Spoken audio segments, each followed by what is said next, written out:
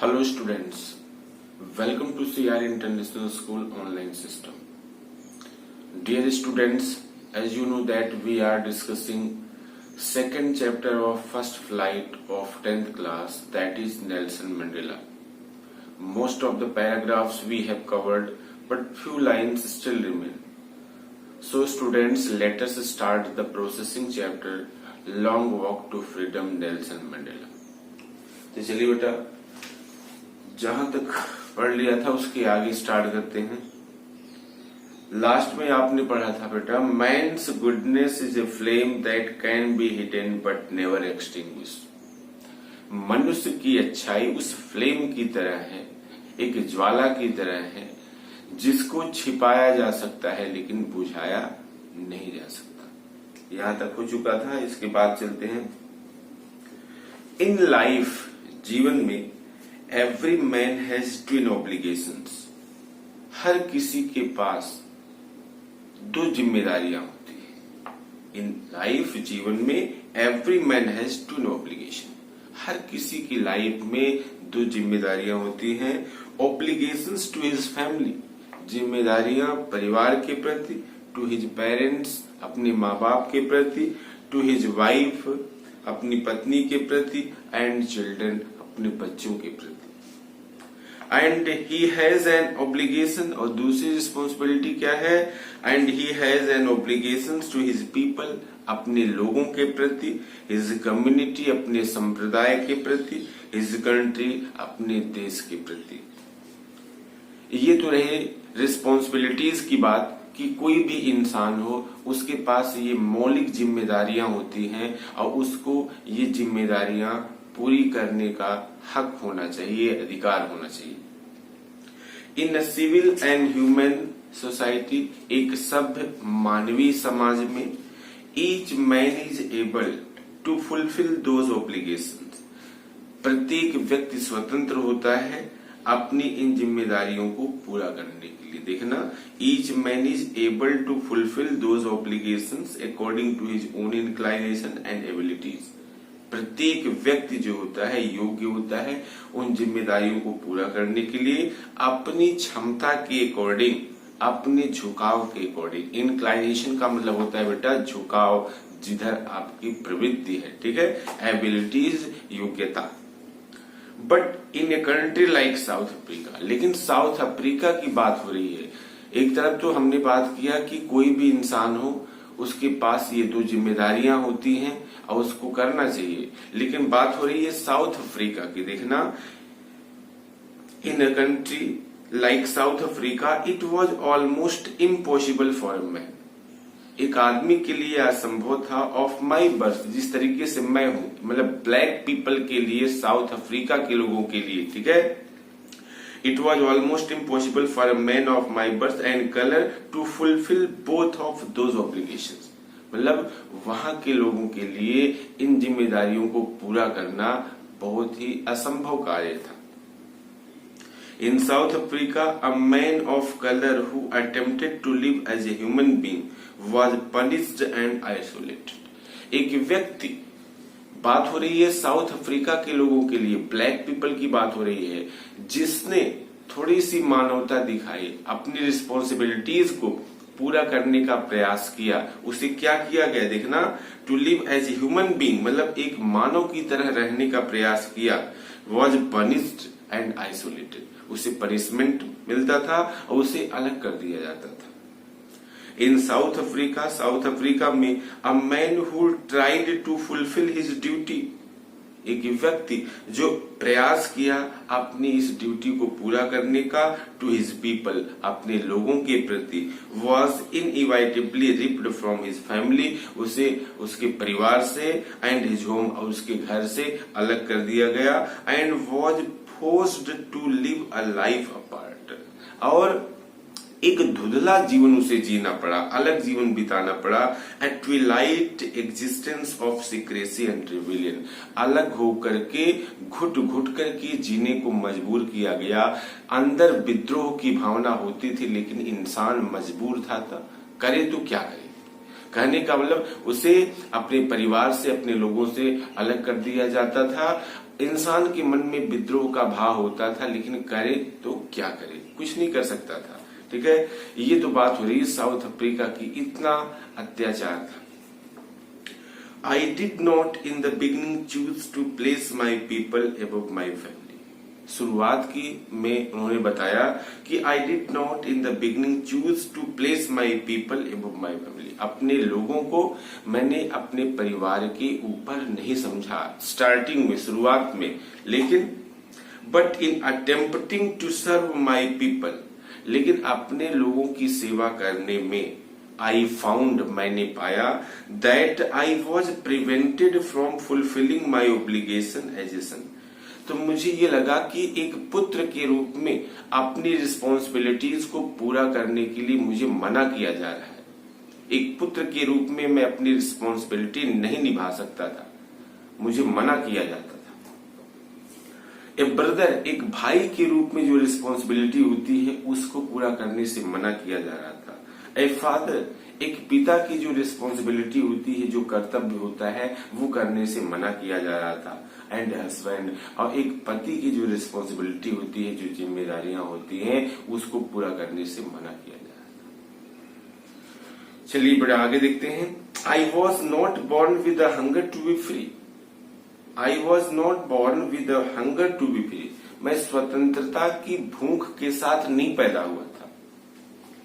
I was born free, मैं स्वतंत्र पैदा हुआ था। मैं स्वतंत्रता की भूख के साथ नहीं पैदा हुआ था, मैं स्वतंत्र पैदा हुआ था। फ्री इन एवरी वे, स्वतंत्र हर तरीके से। दैट आई कुड नो, जो मैं जान सकता था। Free to run in the fields near my mother's hut. मेरी माँ की जो कुटिया थी, जो झोपड़ी थी, उसके निकट खेतों में घूमने की स्वतंत्रता, जाने की स्वतंत्रता, भागने की स्वतंत्रता, दौड़ने की स्वतंत्रता। Free to swim in the clear stream that ran through my village. और गांव से होकर की जो नदी गुजरती थी, उसमें तैरने की स्वतंत्रता, उसमें एंजॉय करने की स्वतंत्रता। ठीक है। फ्री टू रोस्ट मिलेज अंडर द स्टार्स, सितारों के नीचे मक्के के दाने को भूनने की स्वतंत्रता। And ride the broad back of slow moving bulls. और चौड़ी पीठ वाले जो ये बैल होते हैं, धीरे धीरे चल रहे होते हैं, उनकी पीठ पर बैठने की स्वतंत्रता। कुल मिलाकर के आपने देखा कि बच्चों की स्वतंत्रता लिमिटेड होती है, वो किस वे में स्वतंत्रता फील करना चाहते हैं, ये आप देख रहे हैं।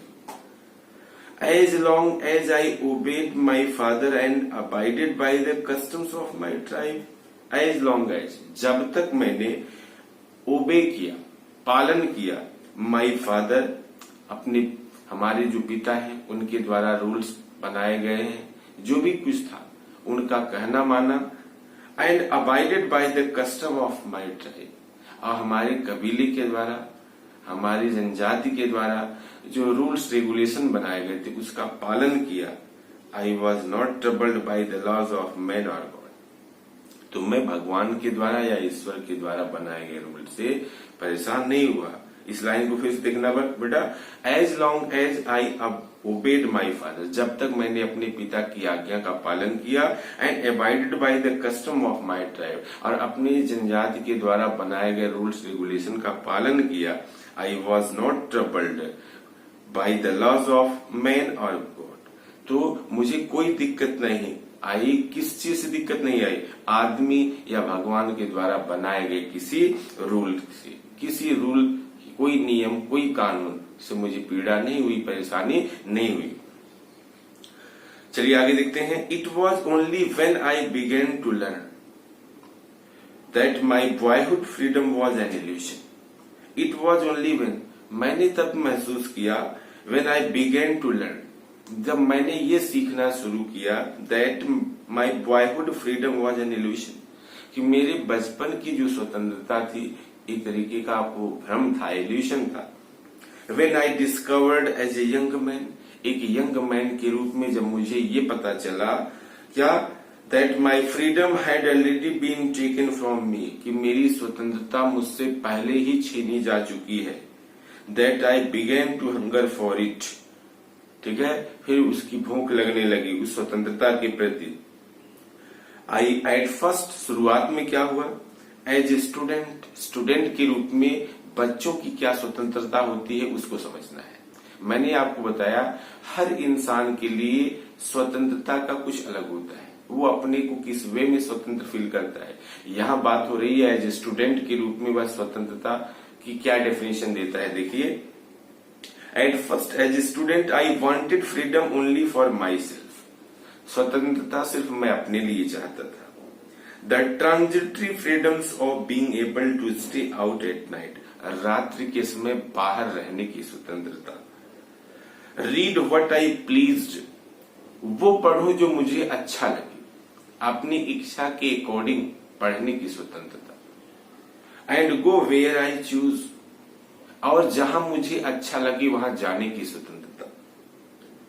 लेटर, बाद में, एज ए यंग मैन, एक नवयुवक के रूप में, as a young man in Johannesburg में, I yearned for the basic and honourable freedoms of achieving my potential. मेरे अंदर एक जिज्ञासा हुई, मैं चाहने लगा फॉर द बेसिक, मौलिक एंड ऑनरेबल फ्रीडम्स, और एक सम्मानित स्वतंत्रता ऑफ अचीविंग माई पोटेंशियल, अपनी योग्यता तक पहुंचने की स्वतंत्रता।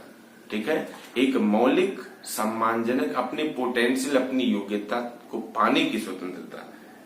Of earning my keep, of marrying and having a family, मतलब जीविकोपार्जन की स्वतंत्रता। कहने का मतलब हर इंसान को एक अधिकार है, वह अपनी पोटेंशियल के अकॉर्डिंग, अपनी एबिलिटी के अकॉर्डिंग, अपने टैलेंट के अकॉर्डिंग कमा सकता है, परिवार का पालन पोषण कर सकता है, शादी कर सकता है, एक परिवार, हैविंग ए फैमिली, एक परिवार की स्थापना कर सकता है। The freedom not to be obstructed in a lawful life, मतलब वो स्वतंत्रता not to be obstructed in a lawful life, मतलब कानून के अंदर रहते हुए किसी प्रकार से डिस्टर्ब ना हो, किसी प्रकार से कोई दिक्कत ना हो, इस प्रकार की स्वतंत्रता। देखना ये लास्ट वाली line, the freedom not to be obstructed, वो स्वतंत्रता जिसमें कोई ऑब्जेक्शन ना हो इन ए लॉफुल लाइफ, कानूनी तरीके से एक कानूनी सीमा के अंतर्गत रहते हुए जीवन यापन करते हुए उसमें कोई विघ्न ना आए, उसमें कोई प्रॉब्लम्स ना आए, उसमें कोई परेशानी ना आए। फ्यू लाइन्स स्टिल रिमेन्स, कुछ लाइन बेटा अभी भी रह रही है। I hope that tomorrow it will be completed. आज के लिए बस इतना ही। I hope that you have got each and everything whatever I have discussed you, but in case of any doubt, any query, you can ask me. ठीक है, कुछ lines है, इसको नेक्स्ट वीडियो में कवर कर देंगे। आई hope that tomorrow it will completed. आज के लिए बस इतना ही। Thank you.